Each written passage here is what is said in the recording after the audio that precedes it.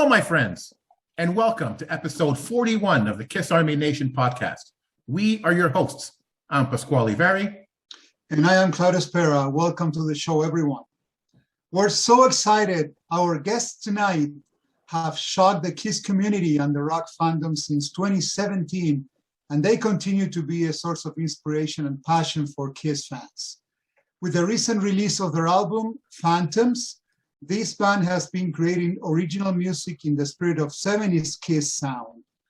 Fully endorsed by members of Kiss, this band has received accolades and reviews such as things like "This is Side 4 of Alive 2" or "Dress to Kill sound, rock and roll over," or things like more like a classic Kiss album than anything that Kiss has released since Love Gun. So, ladies and gentlemen, let's give a warm welcome to Tom Higgins, Charlie Benante, and Joe McGinness from the awesome band Klassik 78. Woo! Welcome to the show, guys. Hey, guys. Thanks, guys. No, man, we are truly thrilled to have you guys on the show. We have so much to talk about tonight. Now, before we talk about your past and your recent releases, I want you guys to all say a little something about yourselves and your role within the band. We'll start with Tom. All right. I play guitar, lead guitar, do the bass guitar, and I do the ace vocal and the Gene type of vocal. And I'll hand it off to Joe. Joe? And I'm Joe, and I do the Paul Stanley style vocals, and I dabble in some guitar. And more than anything, I'm happy to have two great friends and with Tom and Charlie. Nice. So, yeah, it's my job. And I'll hand it off to Charlie. Oh, I just came into the group really by accident. And then I'm a permanent member now. I also manage the band, and I have a merch deal going for the band, and I have so much other stuff going on. I'm joking. I tell jokes to myself too. as long as they're funny. And we'd be okay if he wasn't joking. That's true. That all sounds like fun stuff. So, hey, maybe in the future, you never know, right? That's right. That's right. So I want to hear from each of you how you became Kiss fans yourselves. Again, we'll start with Tom. I was born in 1970, so I was a little kid when they came out. So it's 1976. The teenagers in my neighborhood, I lived in a very small neighborhood where all the houses are very close together, maybe 5 minutes out of Boston, and loads of kids in my neighborhood. So the teenagers were listening to an 8-track, a portable 8-track on the corner, and they had Destroyer in the 8-track player, and they had the Alive 8-track lying on the ground on the sidewalk next to the 8-track. And I heard what they were playing, and then I walked over to see what it was, and they explained to me. I'm like, what is this? Who is this? And they go, those guys on that picture are playing this music, and I was hooked.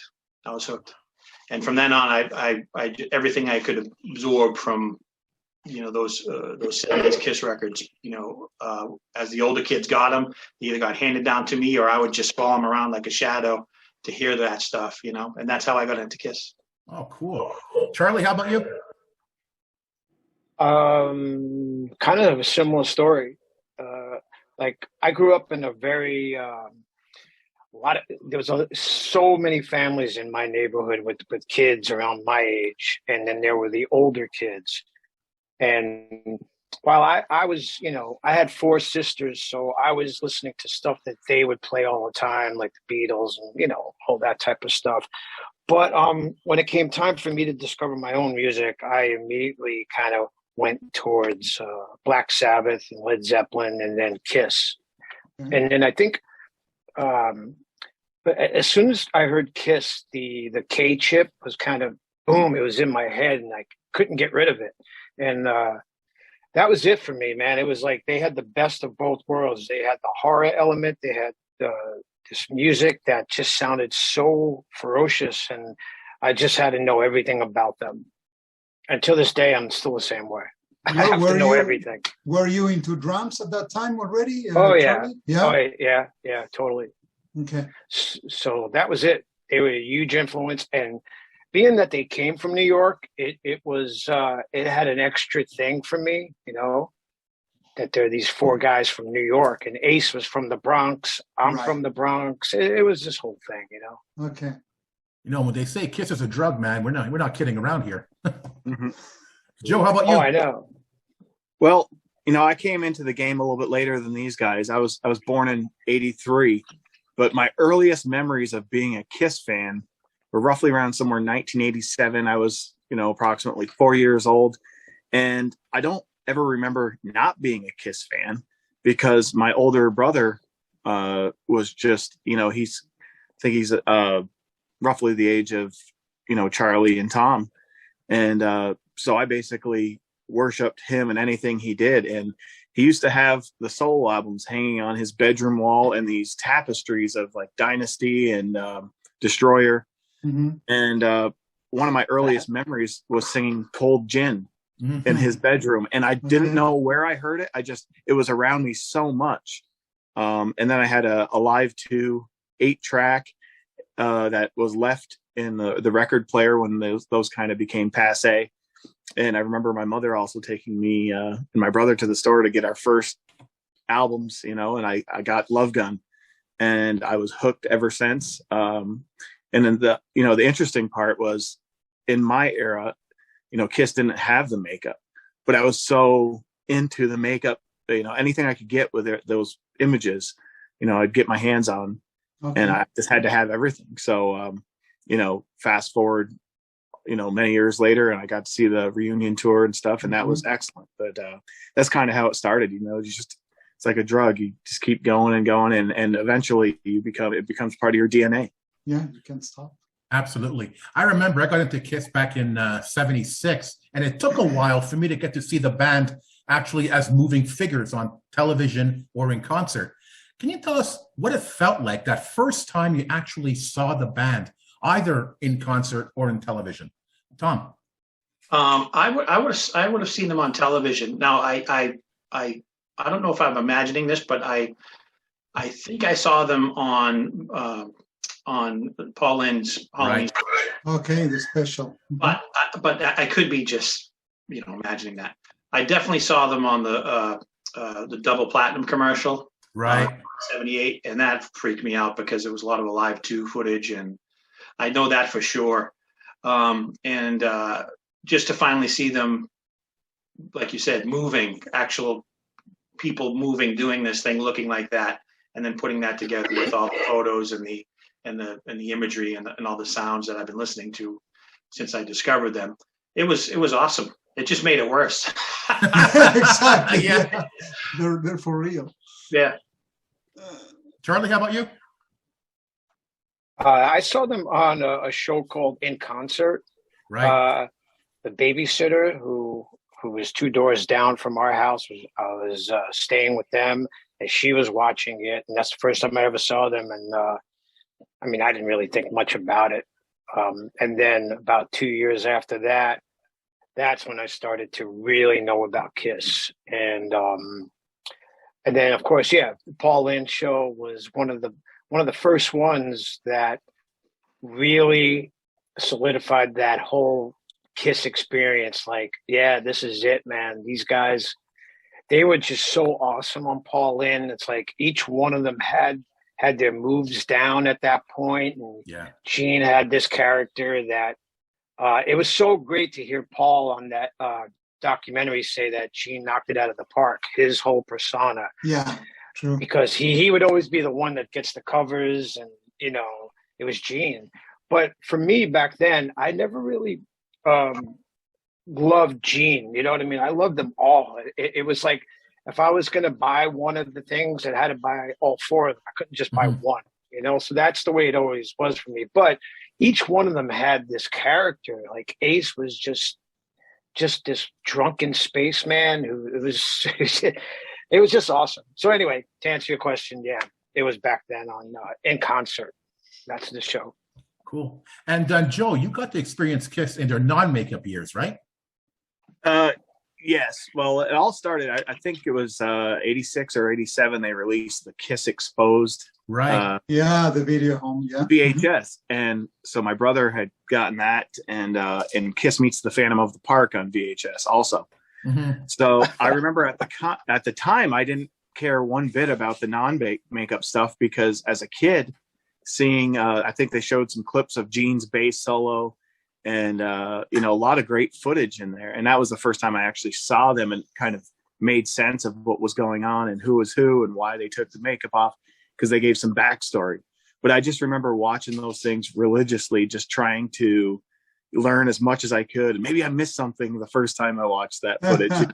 And of course they had the Winterland footage. Yeah. And then I didn't actually get to see them live and until like in person till I was, early teens. I saw them with Ted Nugent and Skid Row on the farewell tour. In the 2000. Okay. It was one of those tours. I don't know if it was Psycho Circus. It was one or the other, but Okay. it was with Ace and Peter. Nice. Yeah. But yeah, that was mind blowing for me. I could Good imagine. stuff. I could Good imagine. stuff. Thank you guys for sharing your memories. And now getting into the Klassik 78 stuff. Let me tell you that Pascal and I, we have all your material. The 2 EPs released back in 2017 and the latest release of Phantoms early this year. Thank you. So question is, who and how did you come up with the idea of creating Klassik 78? Well, around the time that the band was making Sonic Boom, I started to hear feedback that there was going to be a 70s type of album, And then they started to release little clips of like them in the studio, just little teasers. And then I noticed that, and I'm like, wow, I've been playing this music my whole life since I've been able to actually play and really get inside the tunes and the guitar playing and vocal harmonies, the whole bit. I never ever attempted to write a song that sounded like Kiss. So just for the hell of it, I kind of did that as an exercise just to see what I would come up with. And I came up with a couple of things that I kind of fine-tuned them and I put a Gene vocal on one of them, just faking it, not knowing what would come out. And it actually was kind of cool. And I did one that was kind of like an Ace vocal, and that came out good. And then I just kind of started to play those to my friends, and they were like, "Are these demos? What is this?" And then I was like, you know what? Maybe if we record some of this stuff, we could release it just fly it up the flagpole and see see how people respond, just as a fun thing. And that's how it started. And that was with my buddy Rory, who I grew up with, and he's a drummer. And he's a great drummer. We've been in bands forever. And we did the first record with him and the second record with him. But before we get to that, we needed a Paul.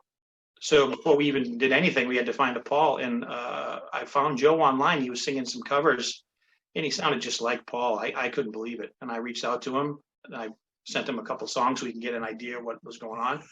And he jumped right on board. And then we moved forward and started to cut the songs, properly and, really kind of put a strong 6-song EP together, not knowing if we'd ever do it again. Just wanted it to be good because we didn't know what would happen. We just wanted to get it out there and see. But we got off on it. We dug it. And that's how that happened. And we did that with the first one and the second one. And then we took a break in there for a while. I did a couple other things, and I knew that if we did another one, we would need another drummer or a guest drummer, something like that. And Charlie had been a supporter of the band from day one. He'd always do a nice tweet or post something about the band, or or he'd reach out to us, on text or email or whatever, just to support the thing. And then in 2019, Joe ran into him at an Anthrax show, and I guess Joe and Charlie could pick that up from there. Oh, go ahead, Charlie. Where was that show? That was it was that Albany, New York. It was Albany. Was that us and Slayer? Yes, it was Slayer's farewell tour. Oh, okay. And great show. That was a fun tour. And I remember you came back and we hung out for a lot, just discussing. And then you actually said something about doing another Klassik 78, and I was just like, "That's awesome." I'd love to do it. I guess that's where it started. So Tom had sent me some songs, and I lived with them for a little bit, and I was so excited about them because I just couldn't wait to just put my take on it or the treatment, you know. So my thing about recording the drums, it had to be like Eddie Kramer recorded them for like Rock and Roll Over, you know. It had Okay, to be, that's the sound. Okay. that's the sound that I was going for, with kind of a hint of Dress to Kill here and there, you know. But for the most part, it was that snare drum from Rock and Roll Over. It was the tom sound. It was just everything. It just had to be right. And just, that was the one thing when we were mixing it, I was just like, got to make sure the snare drum has that Peter honk to it, and it just has that crack, you know. So that was really important.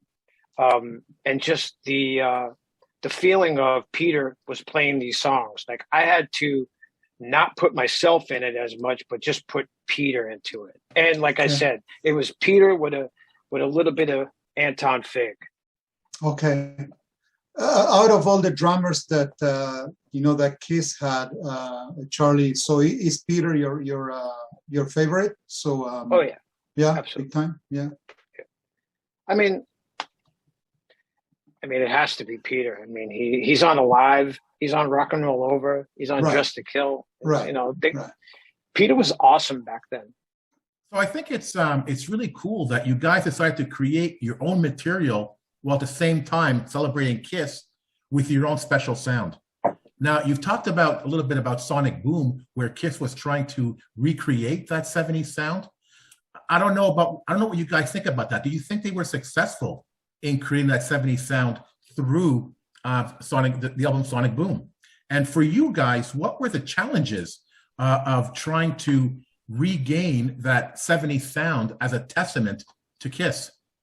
We'll start with Joe this time. Yeah. Well, you know, I don't think they succeeded in creating that 70s vibe at all. And I think the reason why is I don't think Paul or Gene could write the way that they did in the 70s. I don't think they could write that way. You know, they were starving artists, young guys, you know, very hungry to take over the world. And, you know, as you paddle further away from the shore, as Paul Stanley says, sometimes you lose sight of, you know, where you came from or, you know, where you're going. And I think they're so far out of that realm. It's not that Sonic Boom's bad.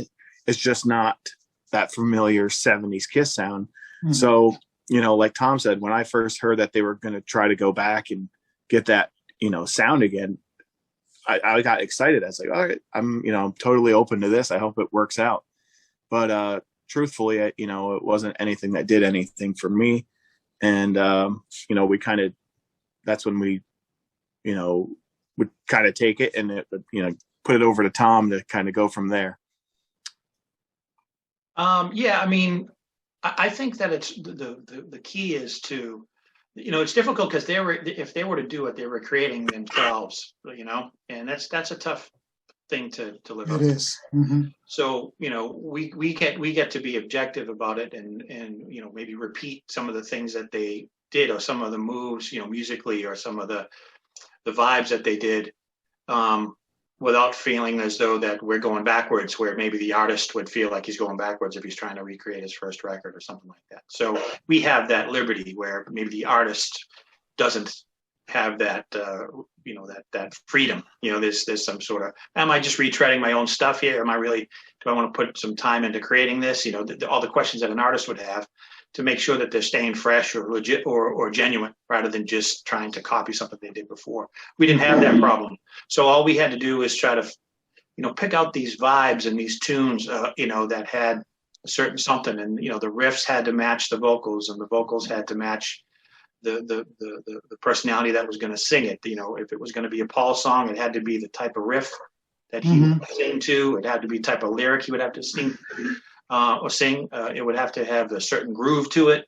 It would all need to make sense. And, one of the things I am proud about, even though the music is very reminiscent and it's on purpose, it's intentional. I mean, unofficially, we're making Kiss records without being Kiss, right? Mm-hmm. That's kind of, what we're trying to do. We're trying to capture that thing that the sound is not being made anymore for a long time, Mm-hmm. But I am proud of the fact that a lot of the vocal melodies are new vocal melodies. They're not, retread vocal melodies, True. where the riff might be reminiscent of All American Man or Rock Bottom. The vocal melody has nothing to do with Rock Bottom. It has nothing to do with sometimes of anything they've ever done before. Just melodically, the attitude and the vibe of it is familiar, but maybe the vocal melody is that's a new one that keeps things fresh, Right. But it's not that much of an issue. It's more about just writing a song that you actually have a song there. It's not just about making sure the melody is different or making sure this is that. It's making sure you have a song, and that's what I try to do before I give it to the guys, and then they get to interpret it. And this, I think Peter would do this, or I think Paul would do this, or if Paul was going to play the first half of the lead, I think he would do this. That's up to Joe and Charlie to interpret. Okay. Kind of going back to what Charlie was saying, he didn't want to be Charlie Benante on the Right. the tunes. He wanted to be he wanted to interpret Peter Criss and the things that made sense to him. And Joe does the same thing. It's pretty cool that you're able to, kind of keep yourself in that. Because I always used to say less me and more Ace, or less me and more Gene. Like if I would play something back, if I heard myself in it, that's not going to do it. I got. Or if I did a lick that was something out of the box that Ace wouldn't have done, I can't keep that. That was me. That was me doing my thing. I want to represent this vibe and this style. And we all do that. And I think that's what makes the whole thing a complete package. I know I ran, but that's the answer. Indeed. I agree. Indeed. Charlie, what do you think? I agree with everything Tom just said. The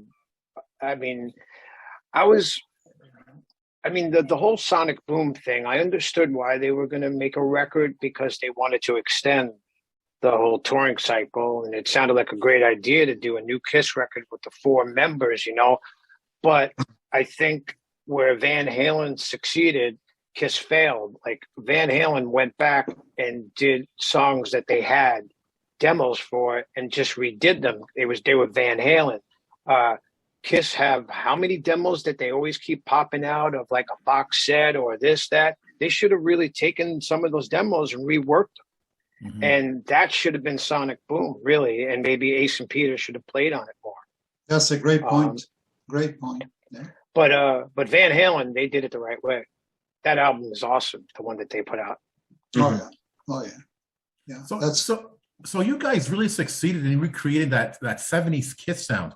Have you ever considered, or would you consider, trying to recreate the 80s sound?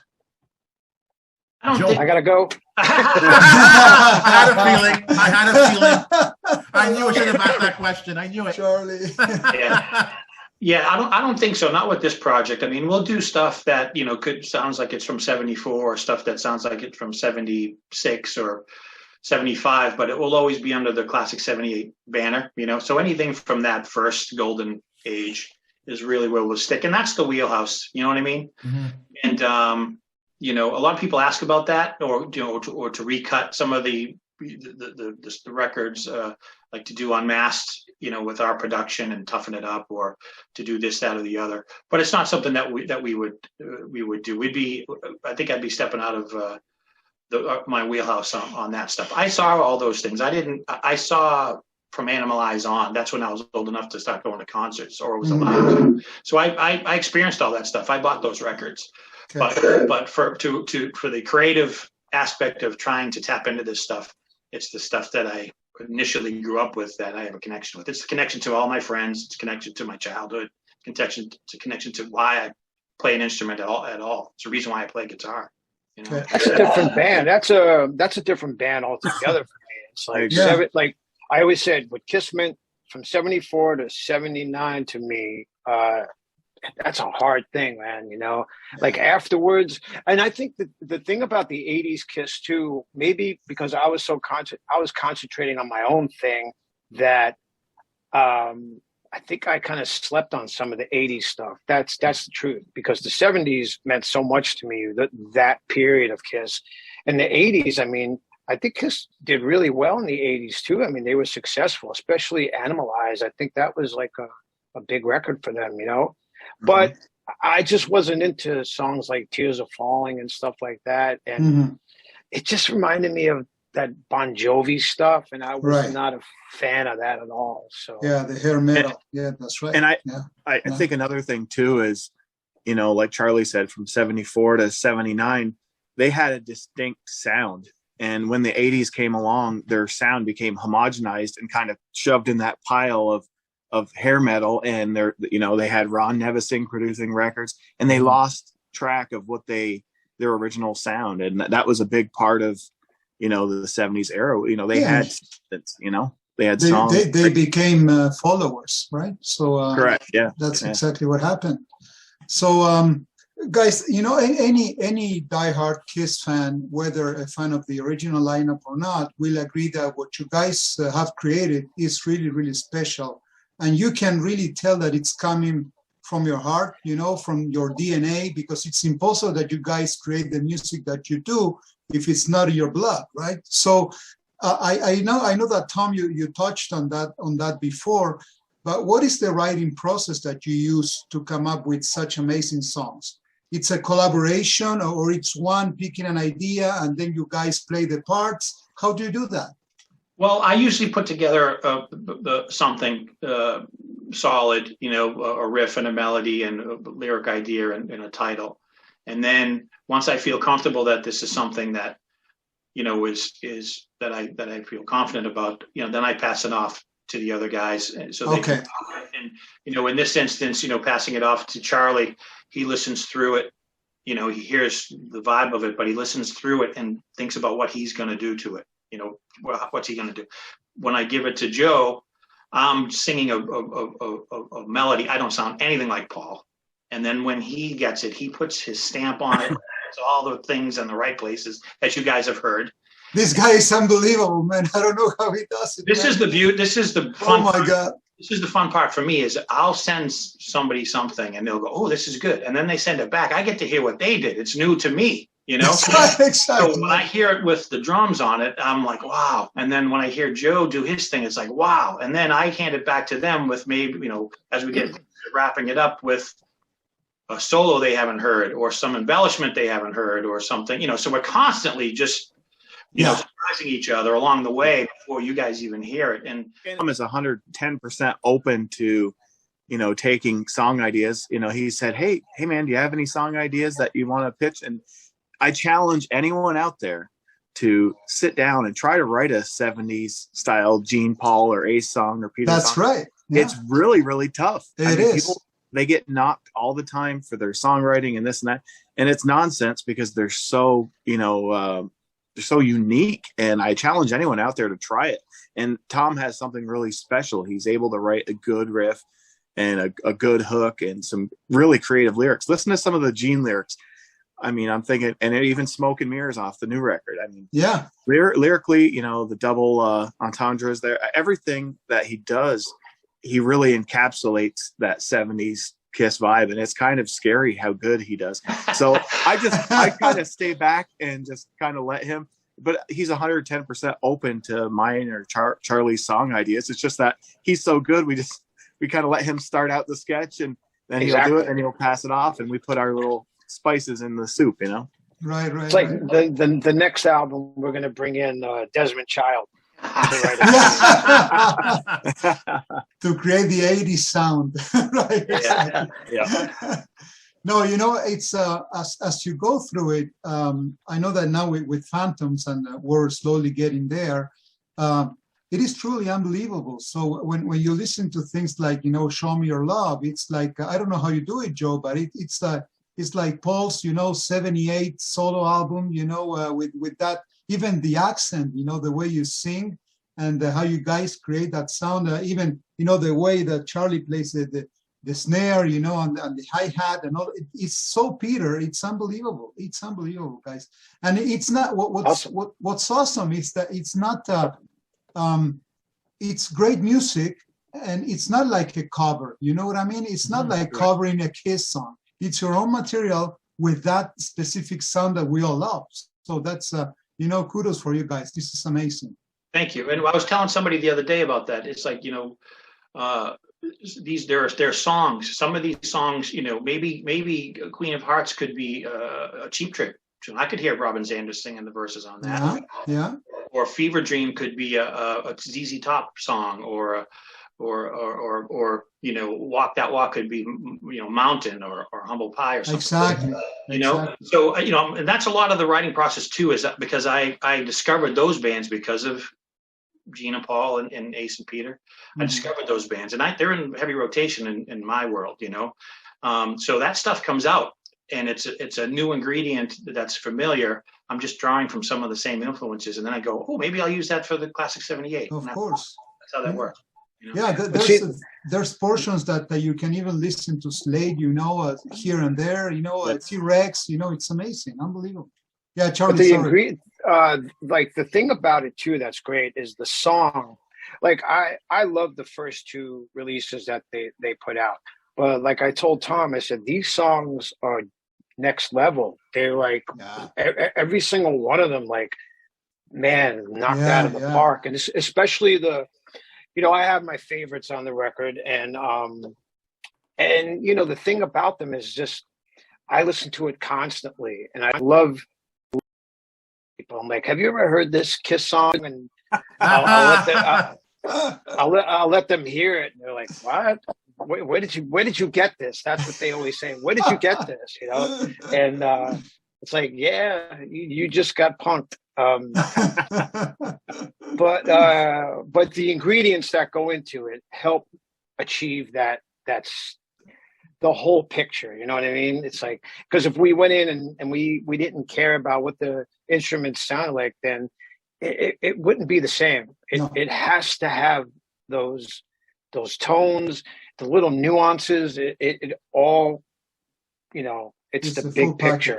Yeah, it's a full package. Yeah. So Charlie, what exactly brought this latest project, Phantom, to the next level compared to the older material, in your opinion? I don't want to say that I think this record was a bit more like realized, or maybe they I don't know. Just for me, it's like as soon as I heard the songs, I'm like, I have a vision. I hear how the drums should go, just all different things. Like, well, maybe let's put this part in the front, or maybe, this goes here or something. And the one thing that I remember when Tom sent me a mix, I was like, wait a minute, where's that last bit of the lead? It's gone, and I love this one piece that the lead just carries over, and he's like, well, I took that out because I did something like that before, but I was like, oh man, I love that part. But demoitis, right? Demoitis, when you fall in love with the demo, so it's hard to reprogram your brain. It happens to me every album. Yeah, but it's great. I just but now I'm so used to the songs, and honestly, I'd probably listen to it at least once a day. Like if I'm in my car, I'm like, oh, what do I have? Oh, it's awesome. It's so great. It's so great. I have my favorite tracks, from the album, and you have no idea how much I love, Show Me Your Love, and Tonight, Living Fantasy, and Smoke and Mirrors. What are some of your favorite tunes? Let's start with Tom. I love Fever Dream. I love, I think Living Fantasy Tonight that song is just, it really does it for me. What You Gonna Do kills me every time. It changes every day. Yeah. But, the intro to Show Me Your Love, and then when the band kicks in, it just gives me chills every time. It's like I have nothing to do with it. I feel like I'm listening to someone's record. I don't think about the day that I was cutting the vocal on that and it was raining out, or the day I cut the lead on that and I had to go mow the lawn afterwards. I'm experiencing the record like you guys, which is a cool thing. It is amazing. It changes every day. What about you, Joe? I started out really liking Walk That Walk. Like when I first started recording that, I was like, man, I love this song. But like Tom said, every day it kind of, changes up. And right now I'm really on a Fever Dream kick, and I like Living Fantasy Living and Fantasy is amazing. Show Me Your Love. Every day, I listen to it as a fan, from a different perspective, now that I'm not in the studio, because when you mix, Tom mixed most of the album, I mixed some of it, but when you listen to it repetitively, you kind of pick yourself apart. But at this point, I've kind of distanced myself from that part of it, and now I'm enjoying it as a fan of, Kiss style music, Okay. But yeah, Okay. those are my favorite. Charlie? My favorite song, or songs, I should say, is "Living Fantasy." Is my favorite Raspberries, Paul Stanley type of song. It just has this vibe. Like when you hear it, you can't help but just kind of move to it. It just Yeah. makes me happy, Yeah. And my favorite part of the song is the Christine 16 snare drum. Ba ba ba ba. It's just like every time it comes up, I have to crank it up a bit because I just love it so much. And I think "Show Me Your Love" is another one that's just so powerful, and it's just a great album opener. And all the other songs I just love the way it sounds. Yeah, it's I think the package for Phantoms, and if some of the guys who are in the audience here didn't have the chance yet to get it, please go and get it ASAP, because it's a full package. It's a full experience. And to me, out of the 8 tracks, as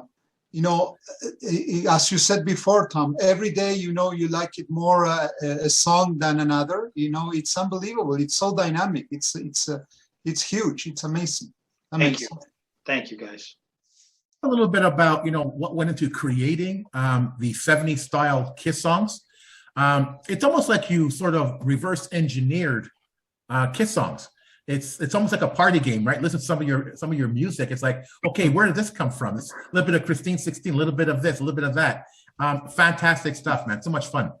Now, that's the music part of it, the vocal part of it. What about the instrumentation? Did that play a role in coming out with that particular sound? So what equipment are you guys using in terms of amps, guitars, basses, drums to get that 70s sound? Charlie has the definitive answer right now. He's going to tell you. Go ahead, Charlie. I do. Yes, it's on the inside of the album cover. And what do we use? Yeah, what we use. Oh, because we use He's laughing. we use Pearl drums and Gibson guitars because we want the best. That's right. Hey, Where did I hear that? There you go. You got it. But honestly, there was I used 2 old snare drums, from the early 70s, just to get that kind of honked sound. And then on 2 of the songs, I have my own snare drum, my signature snare drum, which is basically a stainless steel drum, and it just sounds so good on certain songs. I think it's on "Show Me Your Love" and "Fever Dream." Those 2 songs. Mm-hmm. And the one thing I did say to Tom is wow, that guitar sound. It sounds like very Kiss. Very 70s Kiss, especially "Dress to Kill," that guitar tone, and he has a certain go-to that just gets that tone, and he'll tell you right now. Yeah, I use Les Paul, Gibson Firebird, and I used a Les Paul Jr. on this record. I always use the Les Paul and the Firebird. They've been on all 3 records, but I did the Les Paul Jr. on a few bits here and there. But basically, I have this little practice amp, a crate practice amp that I've had forever, and it has a certain quality to it that I discovered when I mic'd it that was very reminiscent of that "Dress to Kill," "Rock and Roll Over," side 4 of Alive 2 thing. It just depends on how much room or reverb or whatever you want to put on it to achieve one or the other. But it was very approximate to both, and I found that. That did the job, and that's the basis of the rhythm guitars for most of the record. On some others, I used an acoustic solid state amp, the brand acoustic, not an acoustic guitar amp, but the brand acoustic through a Marshall, and that gave me some good feedback and sustain on some bits and some of the solos. And then I used a Kemper uh, uh, simulator for, Okay.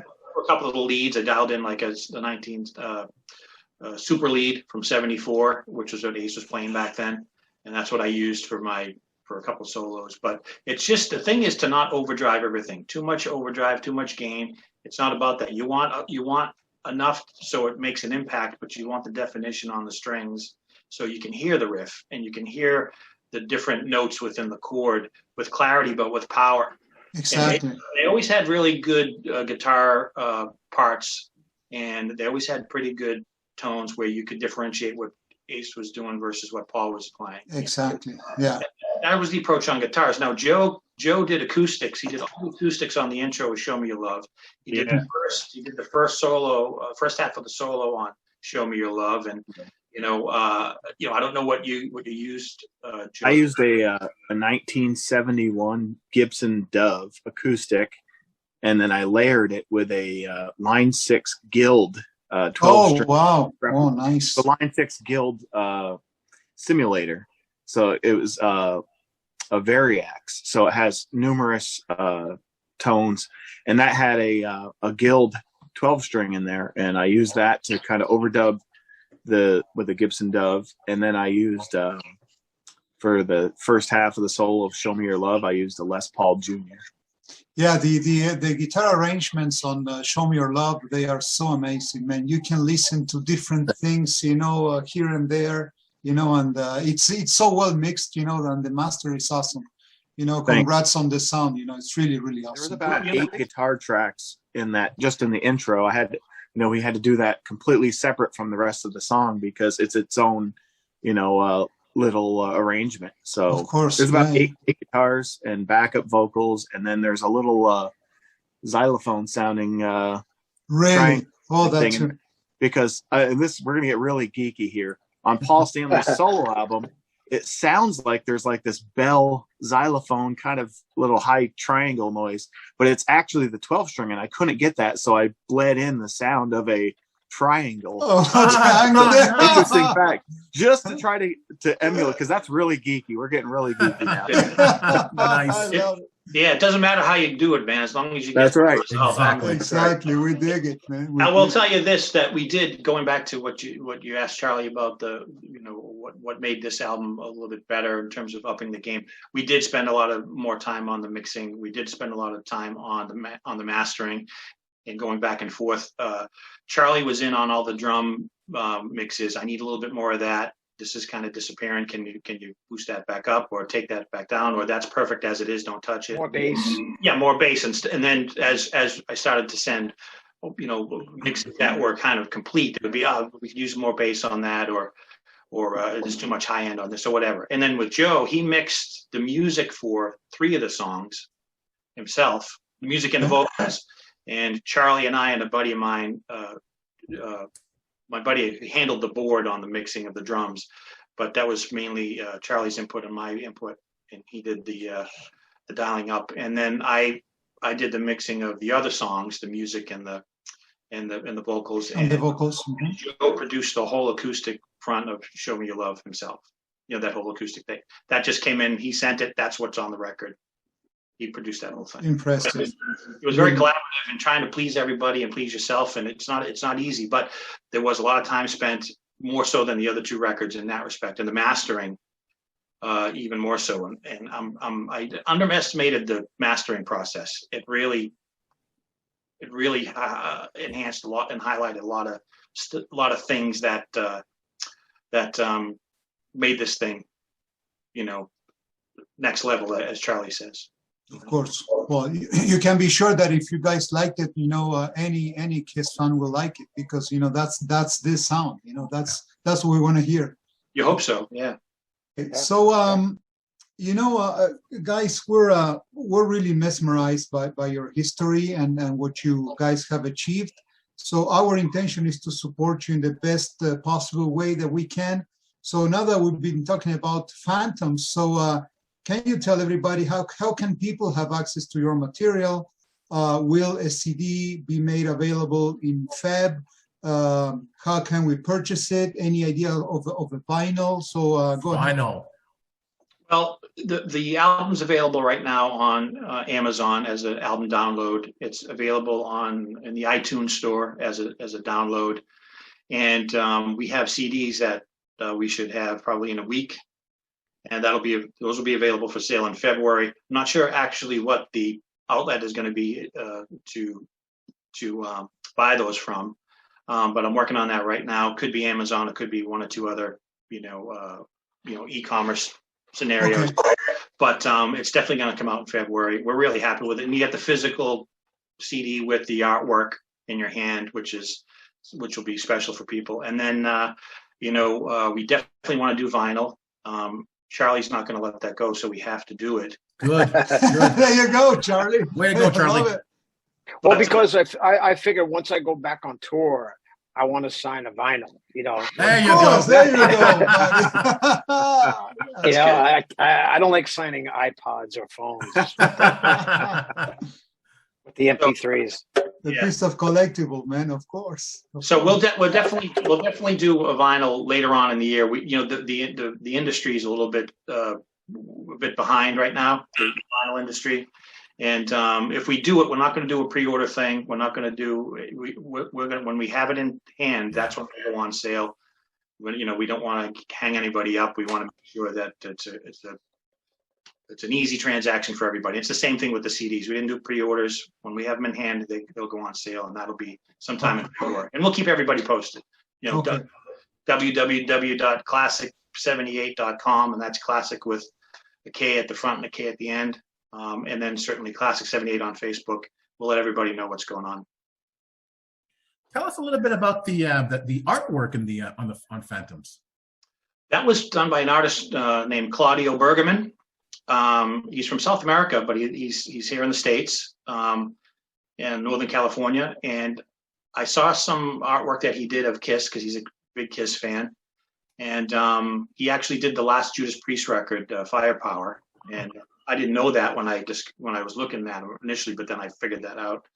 And he's a big Kiss fan, and I figured it's been a while. It's been 4 years since the last record. We have 8 songs on this thing. It's an actual album, not an EP. I wanted to up the game on the album artwork because the last 2 albums had something simple on it because the music was the calling card on that, not so much the visuals, the sonic experience. But because this was it's been a long time, and who knows if we'll be able to do another one. I wanted to make sure that we had all those bases covered because that artwork was something that was definitely needed. And I think the album deserves a cover like that, and all the work that the 3 of us put into it, it deserves it. And I think it's something that, has resonated with everybody while they listen to it or when they look at it. It just, the Claudio Bergaman at bergamanart.com. You can check out his stuff. He's brilliant. I think the album cover totally pays tribute to the reason why this record was made. If you look at the record cover, the album cover, it's pretty much a testament to why the 3 of us are here. You know what I mean? Those images are so striking, and they mean so much to a lot of Kiss fans. Yeah. Even the roller coaster. Yeah. You get the significance. You get it Of all. course. So yeah, The guitar I love the the cover. Yeah, it's amazing. I want to see somebody come to the show with their big back piece of the cover. It'll come. tattoo. It'll come soon. Don't worry about it. Yeah, but yeah, great cover. So, guys, what is next for Klassik 78? So that was a huge surprise for the Kiss community when you guys showed up with Phantoms. Will you surprise us with more material shortly? Anything in the oven for now? Well, there's stuff in the on the burner. There's material. Joe and Charlie have heard some of it, and some of it they haven't. But if we do something again, it'll be a total surprise. You'll never hear about it in advance. We'll always do that. Love it.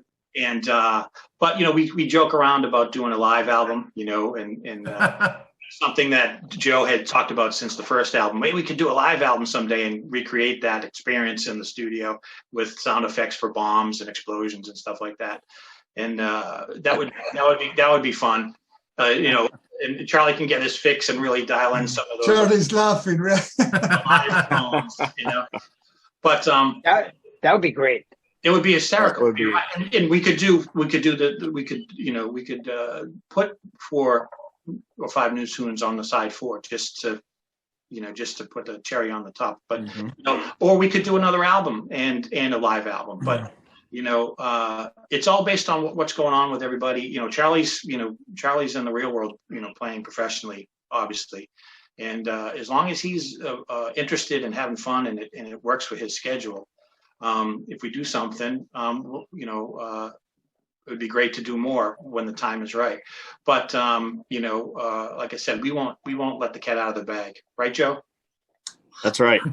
Yeah, we're going to try to keep that mystique just like they did back in the old days. And, and it's hard to keep secrets these days, but, we have a pretty tight circle here with Charlie and Tom and myself, and it'll definitely be, a surprise.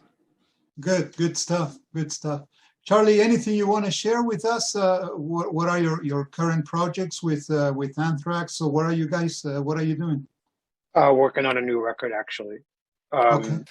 So that's still coming along. I feel like we've been working on this record for years now, but because of the COVID situation, it keeps halting the progress. But we're going to get together. We're still in January. We're getting together the end of January. Okay. To get more stuff, and then that's it. So Scott was writing me the other day, and he loves this record, by the way, and he's like, "You think they would open up for us for a couple of shows?" I'm like, Awesome. I said, "Well, that would be cool. That would be great." Yeah. The problem is the stage for Klassik 78 is going to be so big with the hydraulics. 16 trucks. Yeah, it's tough. Yeah. And then we need to teach someone how to breathe fire. I mean, we gotta have those implements in there. There you go. But another thing I want to plug for Charlie as well is the Silver Linings album that he released. Thank you. 2021. God, I forget that. Because that is a great album, and any Kiss fan. And even if you're not a Kiss fan, there's other great stuff on there. And it's a lot of collaborative covers that he did during the craziness of 2021. And it's available on vinyl. And I bought a couple copies. And we did a cover of All the Way, which Tom sings, nice. with his expertise. And we did Mr. Speed. And they're very, very close to the original. So we did have PJ Farley, our good friend there, play bass on this. But otherwise, it's pretty much the same lineup here. And if you guys want to hear some great tunes, that whole album's loaded with them. So go check it out. Sounds cool. Yeah. Send us a link. I want to hear this. Thank you for that. Hey, no problem, man. So, guys, in closing, we often say on this show that it's really about the fans. So, final question: anything you want to say to the fans? We'll start with Tom. Just thanks. I mean, the majority of the people who are getting this thing aren't just getting it and saying, "Hey, great job." They're actually flipping out, and you can't manufacture that. You have no idea. Once you poke your head out of the hole, you're subject to any kind of criticism or any kind of or nothingness. And the fact that people that this is resonating with them, and they're telling their buddies about it, or passing it around to people that they know would probably appreciate it. We couldn't ask for anything more than that. And it was always that way right out of the gate. And we've always appreciated it. And not having that happen for 4 years, it's just all coming back again. It's just a huge wave of appreciation. So we want to thank everybody out there, because you have choices as to what you want to spend your time listening to. And the fact that you chose to listen to this stuff and then let us know how you feel about it. We really appreciate it. Charlie, how about you? The thing about the record for me is it's all about fun, and it's all about reliving a time when you could have been in your room listening to Kiss with the headphones on, and it brought you to another place. This record kind of transports you back to those times, I believe. At least it does for me. And it's just fun when these days music is just so homogenized, and it's just so man, I hate to say it, but it's kind of destroyed from the way it used to be, the way we used to really appreciate music and love music. Now it's very disposable, and I don't know, man. It's just like this record for me. I was happy that Tom didn't want to put it on the streaming sites, and it's like this is the experience of getting this record. That's it. You either get it this way or you don't get it. So I thought that was great, and yeah. So I think it's a fun record. Joe, how about you? Yeah, I'd like to absolutely thank, all of the fans and people that have come out to celebrate this music with us, because, and I don't want to come off, boasting, but this is something we created together, and KISS fans are just amazing. And we're pretty lucky to have literally an army of people that put a band we're not KISS, I'm not Paul Stanley, and he's not Peter Criss, and he's not Ace or Gene. But what is amazing is these people put us on the charts. We were on the iTunes rock chart at number 1 for multiple days, and we're still charting, believe it or not. And that's pretty incredible. That speaks volumes about the fandom and just the great people that support us. And we're not even the real thing. We're basically just kind of scratching an itch, as Tom would say, with this music. So the fact that they've done that and kind of brought this to the forefront with us, we're just having fun. And the fact that they made it a number 1 rock album is pretty incredible, and an Amazon bestseller as well. And we appreciate it big time, because, if you would have told me 10, 20 years ago that I'd be playing in a group that, mimics 70s style KISS, I would have told you you're nuts, because, it wasn't heard of yet, so I'm very fortunate to be with these guys, and we just have a blast doing this. So thank you all for supporting it. Yeah. I think that the guys that you guys are having, it's because it's honest. You can tell that what you guys do, it comes from the heart. And just to wrap it up, I think that what people want from KISS, I think we all agree, it's bare essentials. Not too much, not too little, but what you guys bring to the table is not only great music, but it's the attitude that you guys have. And every time I listen to any tunes, even from the previous EPs or Phantoms, it hits me in that kind of a feel-good spot in my heart. It makes me happy. That's what it is, and we really need that, more than ever. And I think the timing was perfect for Phantoms to come out. It's what we need, as KISS fans and music fans. So. On behalf of of our podcast, we want to thank you so much for being here. Then I'm going to let pass to wrap it up. But it's been unbelievable. A great journey this hour that we spent with you. Thank you so much. Thank you. It's really reassuring having you guys around, because it's kind of sad that KISS is calling it quits pretty soon. And it's reassuring to know that there are fans and musicians like you guys that are still going to create KISS type related stuff for fans to really enjoy. We have a friend who's on this podcast for our discussion panels, and he said, when I listen to Klassik 78, I just close my eyes and I'm thinking it's KISS with new material. That's It's absolutely true. So I'm going to reiterate what Claudio said. Guys, thank you so much for being on the show. It was a pleasure for us, and I know it's going to be a pleasure for our listeners to listen to this podcast and hear your stories, and again, the passion that really comes from you guys, and it's really clear in your music. So thank you again. Thank you, guys. Thank you. Appreciate it. Thank you. Give my love to Montreal. I love Montreal. There you go, Charlie. Thank you. Absolutely. Thanks, Charlie. My favorite thing is, I forget the restaurant that we went to. We had this thing called Chicken on a Beer. And it was just the greatest thing ever. And I can't wait to come back there. Next time you come back, you got to try poutine. I've tried poutine. It's just not my thing. It's like but it's good. It's good. Oh, I love it. I love it. So guys, thanks again. And to the KISS Army, thank you so much for listening. We hope you enjoyed this episode, and remember, never stop rocking. Take care, everyone. Take care. The Kiss Army Nation podcast has partnered up with Click T-Shop to offer our listeners a high-quality t-shirt with graphic design by Xander Graphics. Check out Click T-Shop at clicktshop.com.